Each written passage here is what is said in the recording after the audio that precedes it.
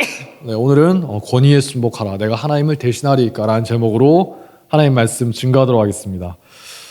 권위라고 하면 생각해보면 오늘날은 이제 권위가 실종된 시대라고 하지 않습니까? 제가 어렸을 때만 해도 벌써 나이가 40 가까이 됐는데 한 30년 전쯤만 해도 우리나라에 여전히 권위주의가 굉장히 강했던 것 같아요. 나이가 됐든 직이든 학력이든 사회 곳곳에 다양한 종류의 권위가 굉장히 많았죠. 어르신들 기억나실 거예요. 제 기억상으로는 진짜 숨이 막힐 정도로 많았던 것 같습니다. 근데 이제 시간이 지나면서 서서히 변하다가 이제는 굉장히 급진적으로 변했죠. 거의 탈권위 시대에 접어들었습니다. 해체주의라는 말로 대표되는 사조가 이제 세상의 주류가 됐다는 거예요. 이 해체주의가 뭐냐? 기존에 우리 이제 어르신들부터 이제 기성세대가 갖고 있던 권위들에 대해서 의문을 제기하는 거예요. 그러면서 이제 하나씩 해체하는 거죠. 서양에서는 68혁명이다 해가지고 금지하는 것을 금지한다. 너희가 뭔데 날 금지를 하느냐 그런 식으로 이제 그런 걸 구호를 외치는 거예요. 기존에 있던 질서와 권위를 거부하겠다 이런 운동이 시작되는 거죠. 전 세계적으로 퍼져나가면서 우리나라에도 이제 영향을 미치는 겁니다. 그러면서 이제 사회 곳곳에 있던 많은 권위들이 해체되기 시작하는데 대표적인 게 학교죠. 여기도 선생님들 계시는데 옛날에는 어떻습니까? 스승의 그림자도 밟지 않는다. 그러면서 선생님의 권위가 굉장히 존중받았죠. 물론 이제 문제 많은 교사들도 있었지만 기본적으로 가르치는 분에 대해 존중과 권위가 확고하게 있었다는 거예요. 근데 지금은 아니죠. 학교들마다 좀 케이스 바이 케이스긴 한데 제가 어떤 선생님들 이야기를 들어보면 굉장히 놀랍더라고요. 학생들이 선생님한테 굉장히 무례한 짓을 하거나 수업 시간에 대놓고 딴짓을 하는데도 제재를 하지를 못한다는 거예요. 그냥 선생님들이 손을 놔버린 경우가 많다고 합니다. 왜냐? 일단 이제 학부모들 등살에 시달리는 거예요. 학부모들이 교사의 권위를 인정하지 않는 겁니다. 내 자식을 누가 건드리냐? 누가 우리의 길을 죽이고 그래요? 하면서 막 이제 보면 몬스터 페런츠라 해가지고 고유명사가 있거든요. 괴물 학부모다. 괴물 같은 자들이다. 그러니까 어떻습니까? 아이들도 부모가 하는 걸 보니까 교사의 권위를 존중하지 않는 거죠. 집에서 배운 대로 학교에서도 똑같이 하는 거예요. 예전처럼 교육해보겠다. 아이들을 어떻게 이제 제재하다가는 아동학대로 신고받아서 검찰 조사를 받기도 합니다. 실제로 예전에 어떤 분이 이 문제 때문에 검사를 만나가지고 한참 고생하신 분이 있어요. 이야기를 들어봤는데 어마어마하더라고요. 별것도 아닌데 학생이 고발을 하니까 그것 때문에 시달리는 겁니다. 다른 선생님들 어때요? 아예 그냥 넌 네 인생 네 알아서 살아라 하면서 신경도 안 쓰는 겁니다. 의욕이 넘치고 열정이 있는 선생님들은 살아남기가 힘들다. 현재 학교 현실인 겁니다. 아이들이 그 결과 어떻게 얼마나 바르게 살아가고 있는 것이냐 그건 잘 모르겠죠. 학교만이 아니라 직장에서도 요즘 세대가 무섭다 이런 말씀을 하시는 분들이 많이 있어요. 제가 이제 왜 그렇습니까? 상사인데 왜 그러냐 여쭤봤더니 이렇게 말씀하시는 거예요. 뭘 좀 하라고 시켰더니 말하는 거예요. 제가요? 이걸요? 왜요? 따진다는 거예요. 뭘 잘못했을 때 너 왜 그렇게 하냐 그렇게 하면 안 된다 하면서 이제 좀 혼날 수도 있잖아요. 지적을 했더니 직장 내 괴롭힘이다. 신고를 하는 거예요. 그러다 보니까 그렇게 몇 번 데이다 보면 이제 교육하기도 힘들고 일을 맡기기도 힘들다. 그냥 넌 알아서 해라 하면서 멀리 한다는 거예요. 물론 직장이니까 기본적인 상하관계는 있겠지만 예전과 비교하면 너무나 다르다는 겁니다. 제가 아는 어떤 분은 이제 대학교에 이제 카이스트에 이제 대학원이 있었는데 그분도 고개를 절레절레 젓는 거예요. 왜 그러냐? 자기 때까지는 선배들이 지시하는 거 열심히 수행하고 또 잘못하면은 막 혼나기도 많이 혼나고 그러면서 점점 이제 배워가면서 실력이 쌓이는 게 있었는데 지금 들어온 아이들은 자기가 도저히 손을 댈 수가 없다는 거예요. 처음엔 이제 이분이 굉장히 사람이 좋은 분이다 보니까 자기가 당한 것처럼 혼내지 않고 잘 좀 해봐야겠다 하면서 격려도 하고 달래기도 하고 도저히 안 되겠다 싶으니까 좀 혼내기도 하고 하면서 잘 키워보려고 했는데 포기했다는 거예요. 왜냐? 자꾸만 이제 막 이렇게 막 대들기도 하다가 나중에 어떻게 하냐? 연구소 후배들이 단체로 들고 일어나는 거예요. 자기들한테 간섭하지 말고 가만 놔둬라. 네가 선배면 선배지. 왜 자꾸 우리에게 이래라 저래라 하느냐? 왜 자꾸 우리가 하는 거를 잘못했다고 그렇게 하면 안 된다고 틀렸다고 말을 하느냐? 우리도 학교 다닐 때 뭐 중학교 고등학교 다닐 때 전교 1등 했던 사람들이야. 이러면서 아무 말도 하지 말라는 거예요. 그래서 가만 놔둬봤더니 이제 엉망이 되는 겁니다. 그래가지고 이제 뭐 취업도 제대로 안 되고 굉장히 고생을 하고 있다 하더라고요.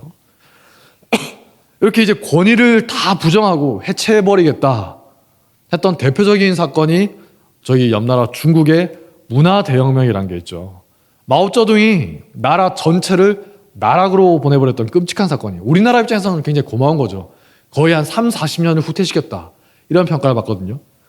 젊은 청년들을 선동해가지고 너희들이 이 나라의 과거의 적폐들을 없애고 새로운 시대를 만들어야 된다. 막 이렇게 하니까 어때요?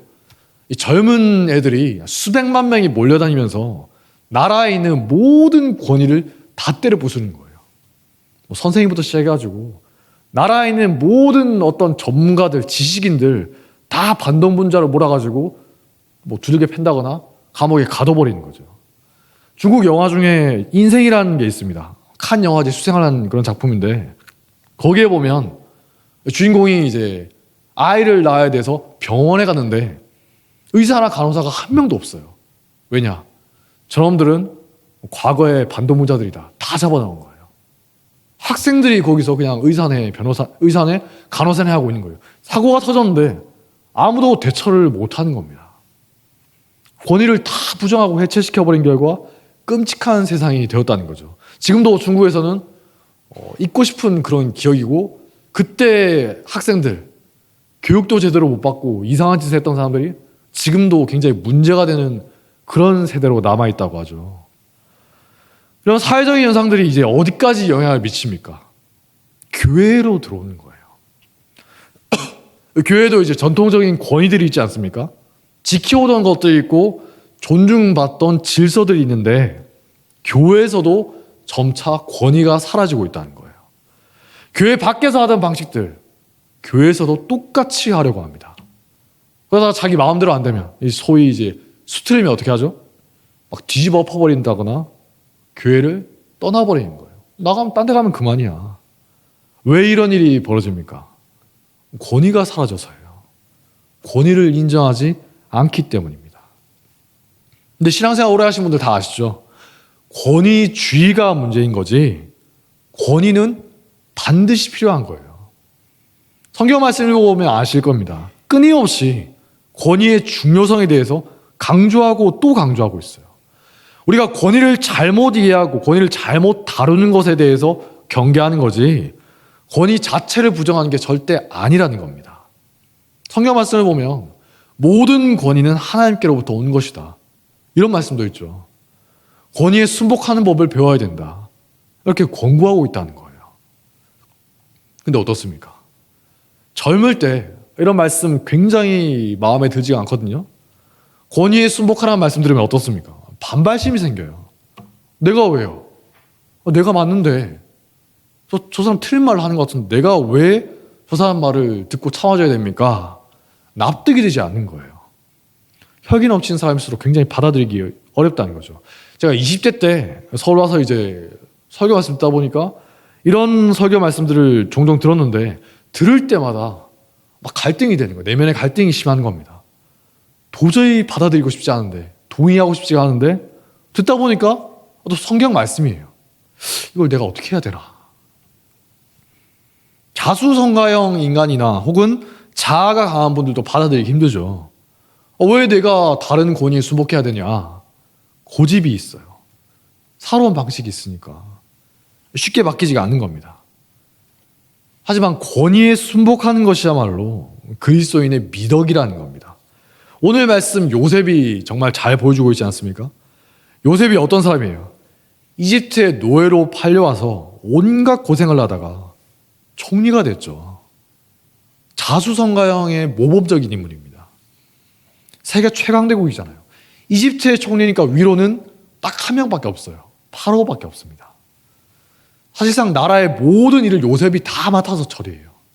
실세 중에 실세인 거죠. 보통 이쯤 되면 어떻습니까? 완장 찼다고 해서 권세를 막 휘두르지 않습니까? 조그만 권력만 생겨도 막 갑질하고 유세 부리려고 하는 게 인간이잖아요. 당시에 세계에서 제일 강한 나라의 총리가 됐는데도 요셉이 거기에 도취되지 않는다는 거예요. 기존에 있던 권위들을 존중한다는 거죠. 먼저는 어떻습니까? 파라오의 권위를 존중하는 거죠. 절대 자기 멋대로 하지 않아요. 성경에 나오는 파라오의 몇 가지 말들을 들어보면 요셉에 대해서 경계를 한다거나 뭐 의심이 섞인 뉘앙스가 전혀 없어요. 이거 사실 굉장히 놀라운 겁니다. 역사적으로 모든 2인자들은 항상 1인자의 견제를 받아요. 하다못해 조선시대 태종 이방원 왕위를 물려줘 놓고도 한참 동안 아들이었던 세종을 견제합니다. 다 주지 않아요. 조금씩 권력을 나눠주는 거예요. 마지막까지도 병권, 군사력은 꽉 잡고 있는 거예요. 마음에 들지 않으면 너 내가 어떻게 할지 모르니까 내 말 잘 들어 하면서 상황 행세를 하는 거죠. 피를 나눈 부자지간에도 그러는데 생판 남에 대해서는 훨씬 그렇겠죠.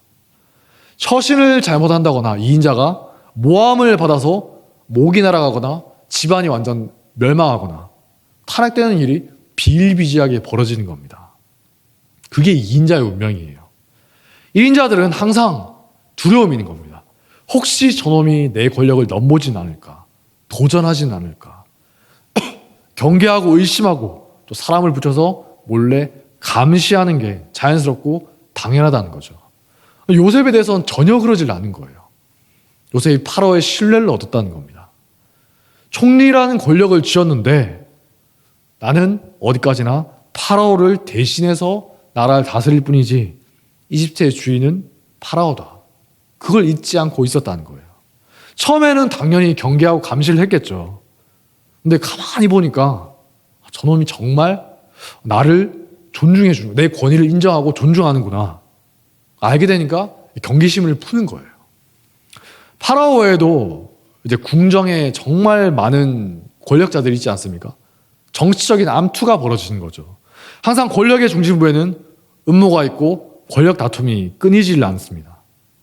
누군가가 잘 됐다. 시기 질투가 끊이지 않은 거예요. 놀랍게도 요셉은 파라오뿐만이 아니라 주변에 있던 모든 사람들의 마음까지 얻었다는 겁니다. 요셉의 가족들이 왔다. 파라오도 기뻐하는데 그 모든 신하들이 다 기뻐한다는 거예요. 잘 됐네요. 평소에 요셉이 파라오뿐만 아니라 어떻게 했냐? 이집트 사회의 질서를 존중해주고 주변에 있었던 관리들의, 그 신하들의 권위를 존중해줬구나. 그걸 알 수가 있다는 거죠. 그 사람들보다 훨씬 높은 지위에 있잖아요. 근데도 결코 그들의 권위를 무시하지 않았다는 겁니다.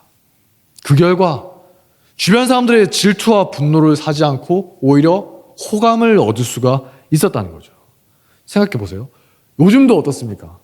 외국인이 오면 굉장히 뭔가 꺼려지는 마음을 가진 사람들이 많이 있죠. 한국 사람에도 좀 그러는데 외국인이 그것도 노예가 와서 자기 상관이 됐어요.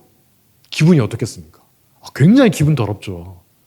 처음에는 저런 저거 뭐냐 하면서 막 약점 잡거나 어떻게 하면 내가 저놈을 거꾸로 들 수 없을까? 그렇게 했을 건데 요셉이 얼마나 잘 처신을 잘했으면, 하나님께서 물론 이제 은혜를 주셨겠지만 그 사람들마저도 요셉을 좋게 보기 시작했다는 거예요. 지금까지는 세상 권위에 대한 존중과 순복이었지만 요셉에게는 진짜 중요한 권위가 또 하나 더 있었죠. 하나님의 권위입니다. 이집트에 끌려와서 억울한 일을 당하고 힘든 일을 겪으면서도 믿음을 저버리지 않아요. 총리가 된 이후로도 하나님을 잊지 않았다는 겁니다. 근데 하나님을 믿는 게 이집트에 있던 많은 사람들이 신을 믿었던 것처럼 나에게 복을 주고 나를 지켜달라 이런 식으로 섬겼던 게 아니죠.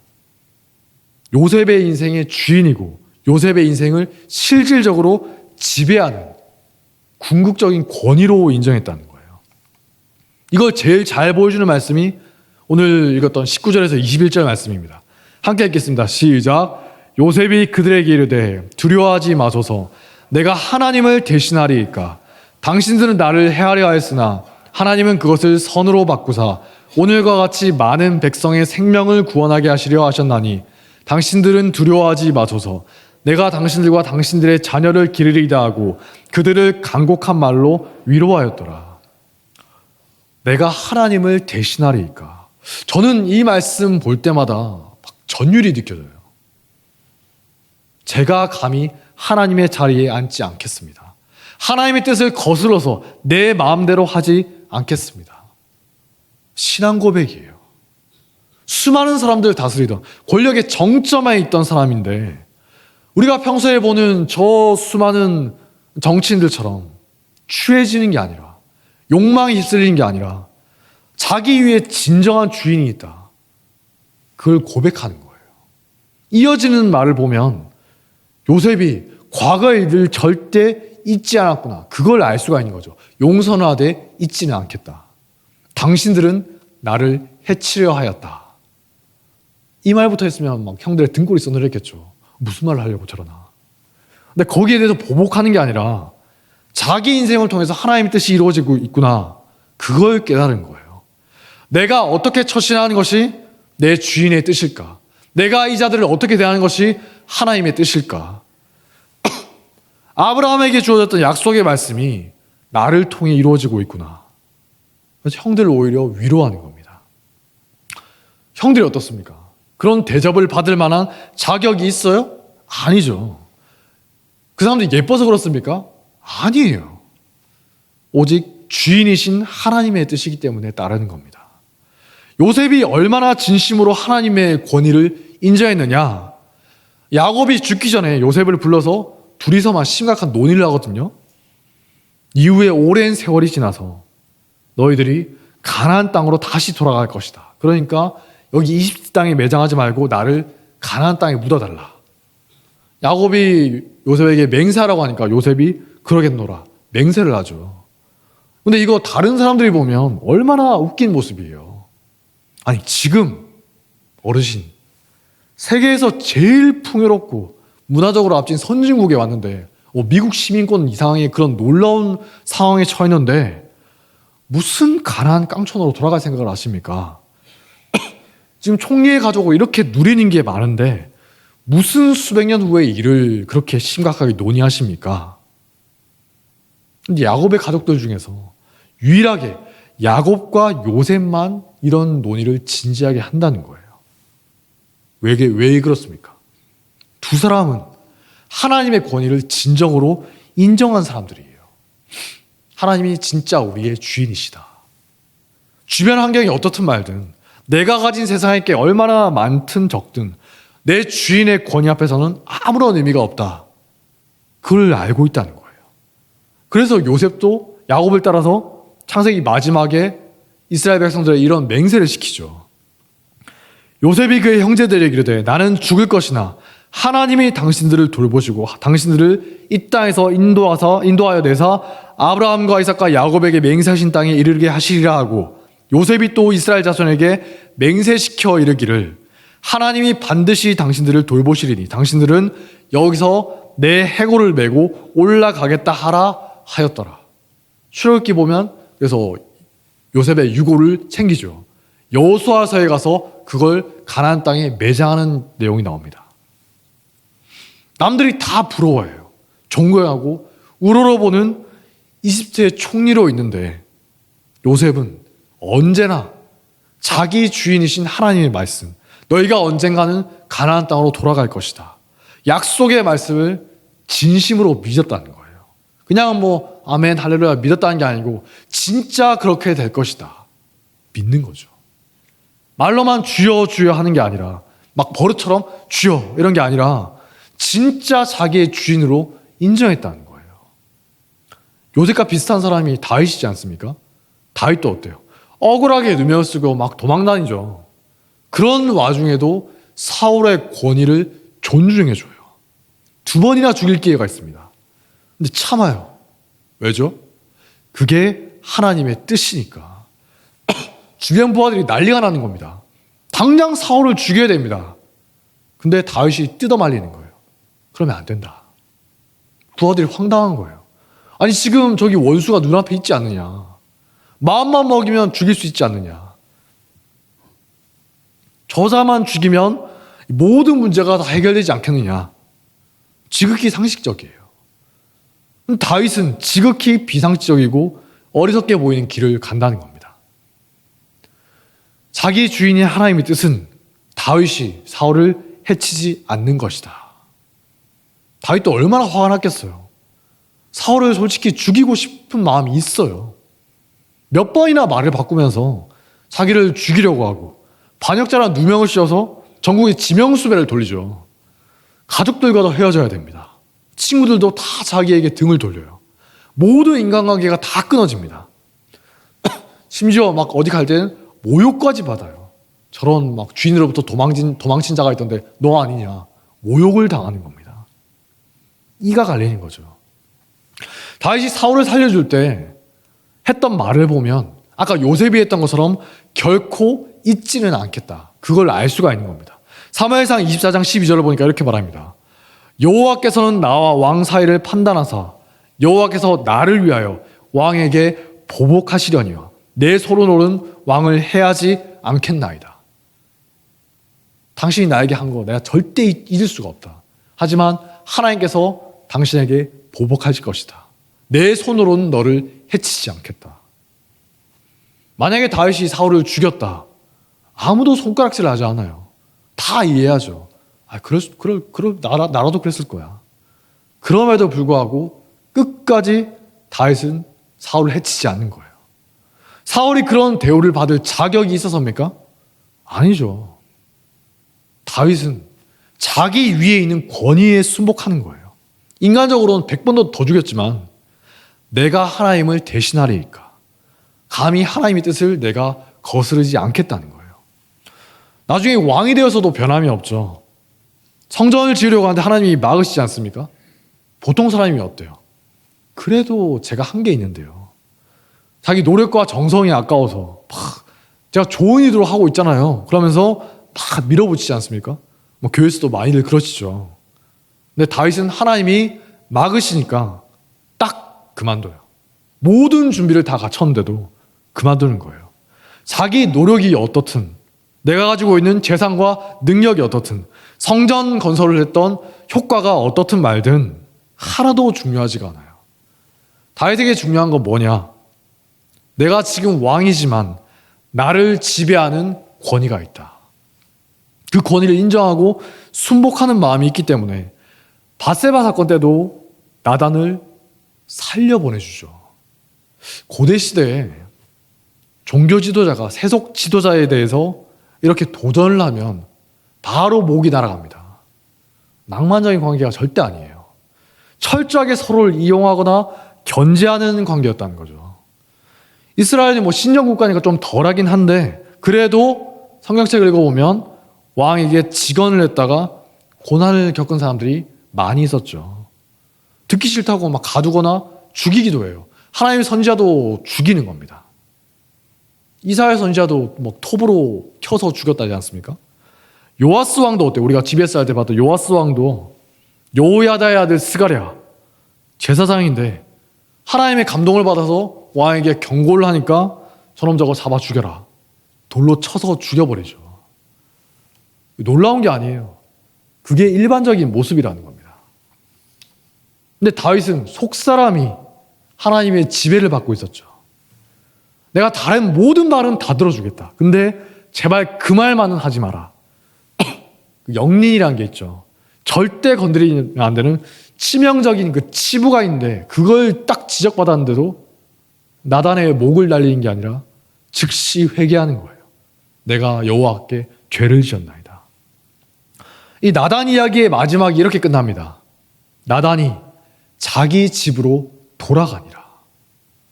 굉장히 놀라운 거죠. 역사적으로 종교 권력과 세속 권력의 관계가 어떤가 아는 사람에게는 믿을 수가 없는 일이 벌어지는 거예요. 어떻게 이런 말을 하고도 온전히 집에 돌아갔다고? 선자를 죽여서 막 살인멸구라고 하죠. 나단의 입을 막는 게 아니라 순순히 보내줬다고? 이해가 안 되는 거예요. 심지어 이후로도 보면 다윗이 나단을 더 중용하죠. 열왕기상 1장을 보면 아도니아가 이제 반역을 일으켰는데 그때 솔로몬을 왕으로 등극시킬 때 핵심적인 역할을 하는 사람이 나단입니다. 나단이 밧세바도 찾아가고 다윗도 찾아가서 솔로몬을 왕으로 세워야 되지 않느냐 그렇게 말을 하는 거예요. 그 말을 듣고 다윗이 또 그대로 따라서 해요. 다윗 솔로몬을 후계자로 생각하고 있었는데 가장 믿을 만한 사람으로 선택한 사람이 나단이라는 겁니다. 왜 그렇습니까? 다윗은 자기처럼 진심으로 하나님을 주인으로 섬긴 사람이 누구냐 그걸 알아봤다는 거예요. 서로 이제 영적으로 통하는 겁니다. 영적인 결이 같다는 거죠. 옛날에 어때요? 요나단이 다윗을 딱 보는 순간 저놈 저거 다윗은 나와 영적인 결이 같은 사람이구나. 순식간에 친해졌죠. 그 왕자와 평민의 그런 관계인데도 요나단이 정말 자기의 목숨을 내놓을 정도로 순식간에 친해지는 거예요. 영적으로 결이 같다. 다윗이 나단을 딱 봤는데 저놈 저거 나랑 같은 유형의 사람이구나. 나단이 어디 출신인가, 집안은 어떤가, 얼마나 나에게 많은 이익을 주고 듣기 좋은 말을 하는가 하나도 연연하지 않고 딱 하나만 보는 겁니다. 그가 진심으로 하나님을 주인으로 인정하고 그 말대로 따라서 살아가려고 하는 것이냐. 반면에 사울은 어떻습니까? 말만 그럴듯하게 믿어요. 시간이 지나면 지날수록 점점 하나님의 권위를 인정하지 않습니다. 자기 위에 어떤 권위도 인정하지 않아요. 그 결과 어떻죠? 전형적인 권력자의 모습이 됩니다. 사실 다윗이 이상한 거지 사울이 이상한 게 아니거든요. 지극히 일반적이고 정상적인 세속 권력자의 모습이 사울이에요. 전혀 이상한 게 아닙니다. 자기 위에 어떤 권위도 인정할 수 없다. 주인을 섬기려고 하지 않고 자기 자신이 인생의 주인이 된다. 너무나 일반적인 뻔한 인간이라는 겁니다. 우리가 일상에서든 교회에서든 어떤 권위를 인정하느냐에 따라서 살아가는 방식이 완전히 달라진다는 겁니다. 하나님을 진짜 내 주인으로 생각하고 그분의 지배를 받느냐, 말씀의 지배를 받느냐, 기도할 때 하나님께서 깨닫게 해주시는 그 하나님의 뜻의 지배를 받느냐, 아니면 말만 그럴듯하게 주여 주여 믿는 척하면서 실제로는 내 생각과 내 고집대로 살아가느냐. 하나님의 권위에 순종한 사람은 자기 삶에서 말씀과 자꾸만 충돌한다는 겁니다. 자꾸만 충돌해요. 그게 정상입니다. 만약에 저는 별로 갈등이 없는데요, 하는 분은 본인이 자기 인생의 주인이거나 말씀을 잘 모르거나 아직 성령으로 거듭나지 않아서 그런 거예요. 그리스도인은 반드시 자기 주인의 말씀 때문에 내적인 갈등이 생길 수밖에 없다는 겁니다. 내 뜻과 내 생각은 다른 거예요. 근데 내 속사람이 하나님의 지배를 받기 때문에 시간이 지나면 지날수록 말씀 앞에 내 의지를 쳐서 복종시키는 게 얼마나 기쁜 것이냐, 그걸 알게 된다는 겁니다. 자기 뜻대로 고집 부릴 때는 절대 알 수가 없는데 하나님의 뜻에 내 의지를 쳐서 복종시키겠습니다. 그럴 때 임하는 정말 하늘의 기쁨이 있거든요. 내가 진짜 하기 싫은데, 정말 하기 싫은데 하나님의 뜻이기 때문에 이를 악물고 내가 눈물을 머금고 제가 하나님을 대신하겠습니까? 주님 뜻에 따르겠습니다. 그럴 때 느낄 수 있는 엄청난 기쁨과 충만함이 있다는 거예요. 다윗은 그걸 여러 번 체험했거든요. 그걸 아니까 나단 앞에서도 그럴 수가 있었다는 거예요. 그때의 그 감격을 아니까. 그렇게 하나님의 지배를 받는 사람은 어떻습니까? 자기 인생에 대해서 그렇지만 하나님이 세우신 교회에 대해서도 하나님이 세우신 질서에 대해 순복하려고 한다는 거죠. 아까 봤던 것처럼 막 세상에서 하는 것처럼 교회에서도 똑같이 하려고 하는 게 아니라 막 자기 마음에 안 드니까 막 뒤집어 엎고 수틀리면 나가버리고 그런 게 아니라 하나님이 세우신 교회의 질서를 존중하고 따르려고 한다는 거예요. 대표적으로 장로님들의 모임인 당회의 결정을 기다리고 그 결정 앞에 순복하려고 하는 거죠. 물론 이게 잘못 이해한 사람은 그러니까 목사가 말한 거에 순종해야지. 그러니까 목사님 말에 제가 전적으로 순종하겠습니다. 이런 식으로 거의 정신나간 소리를 하는데 그게 아니라 다윗이 사울에 대해서 했던 것처럼 나단이 다윗에 대해서 했던 것처럼 하나님 세우신 질서와 권위를 존중하는 자세가 필요하다는 거예요. 하나님께 하는 것처럼 무조건 맹목적으로 충성하라는 게 아니라는 겁니다. 그 우상숭배니까. 사람을 하나님 자리에 앉히는 겁니다. 내가 하나님을 대신하리이까 이게 아니라 내가 하나님을 대신하리이다. 이게 된다는 거예요. 교회에서 목사님께 충성하겠습니다. 그런 사람만큼 위험한 사람이 없다는 거죠. 거의 마귀의 유혹이에요. 마음에 들지 않은 게 있다 하더라도 왜 저럴까? 마음에 들지 않은 게 있다 하더라도 여러분이 직접 해코지하지 마시고 간접적으로 하지 마시고 그냥 하나님께 맡기시라는 겁니다. 다만 하나님의 뜻에 어긋나는 말에는 순복할 필요는 없다는 거예요. 다윗도 어떻습니까? 사울을 왕으로 존중했지만 말도 안 되는 명령은 따르지 않았죠. 나단도 어떻습니까? 왕으로 다윗을 충분히 존중해요. 근데 다윗의 잘못에는 동참하지 않는다는 겁니다. 이처럼 여러분도 교회의 질서와 권위 존중하셔야 됩니다. 하지만 하나님의 뜻에 어긋나는 것이라면 따를 필요도 없고 따라서도 안 된다는 거죠. 막 잘못이 좀 있다. 그래서 막 정하고 뒤집어 엎고 막 혁명을 일으키자. 그래서도 안 되지만 맹목적으로 사람에게 충성하는 것도 아니라는 거예요. 언제나 우리의 주인이신 하나님, 하나님의 뜻과 말씀이 우리의 최고의 권위가 되어야 한다는 겁니다. 물론 이제 교회 다니다 보면 하나님의 뜻도 왜곡하고 이제 막 하나님의 뜻이다 하면서 하나님의 말씀도 왜곡해가지고 자기 욕심을 이루려고 하는 그런 분들이 있다고 하더라고요. 굉장히 간이 크신 분들인데 막 자기 욕심을 하면서도 이게 하나님의 뜻이다 이런 분들이 있는데 그런 분들은 그냥 피하시면 돼요. 굳이 막 맞서서 다툴 필요는 없고 피하시면 됩니다. 가능한 한 이제 멀리하는 게 좋아요. 왜냐 이제 같이 있다가는 반드시 다친다는 겁니다. 결국에 하나님이 치시거든요. 입버릇처럼 종교적인 말을 하지만 하나님의 이름을 망령되게 일컫는 거니까 그런 사람 주변에 여러분들이 같이 있다가는 같이 망하니까 그냥 멀리 하시면 돼요. 괜히 그런 사람 때문에 혈압 올릴 필요도 없고 나만 잘하면 된다는 거죠.